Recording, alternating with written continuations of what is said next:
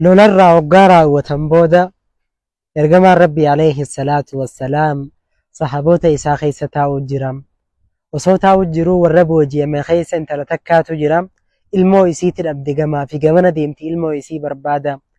Sahaboonni hundi ta'anii ilaalan akka isin itti ilmoo isii barbaaddu tana. Yani haadha gartee ilmoo isii hawwitu jechuu bara. Osoo barbaadutti jirtuutiin ilmoo isii halaalatti harkite.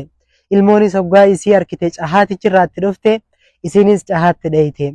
Eeganaa gartee qoma isiitti fitte as qabdeetiin yani rakkoo dila keessa dabran tanarra rifaatuu keessa turte wajji hoggaa ilmoo isii harkatte gammadde. Sahaboonni hundi ilaalanii amrii tana ilaalanii rifatan. Hangam takka akka haati ilmoo jaalattu kanaan mul'ateef.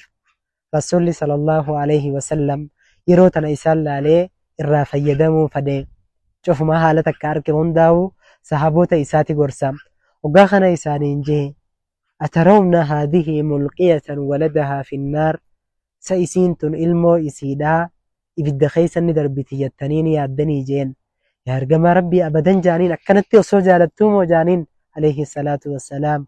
Hoggaa kana rasuulli jee lallahu arhamu bihaadaa bikum jee bihadhihi bikum intala tanarra rabbiitu subhaanahu wa ta'ala akka isin ilmoo jaalatturra rabbiitu irra isinii jaalata irra isiniif rahmata godha jee. Saniif bar gurbaan saalihaa tokko micaan dardaraa tokko hoggaa du'u seenee haati gubbaa dhuftee teessee booyutti seente isaa du'ee kan arkitee yani sakaraata jabaa keessa jira.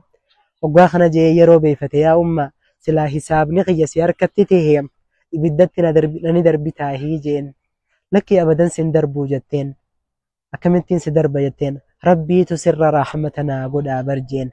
Yani rabbitti dhannii toluu jechuun takkanaa tana. Guyyaa kan Abdallaa ibn Abbaas isaa darasoota isaa keessa taa'u jiru gurbaan Araabii tokko as garagalee gabaree tokko. Yaa Abdallaa ibn Abbaas guyyaa qiyaamaa namni nu qoratu eenyu jee rabbi jee.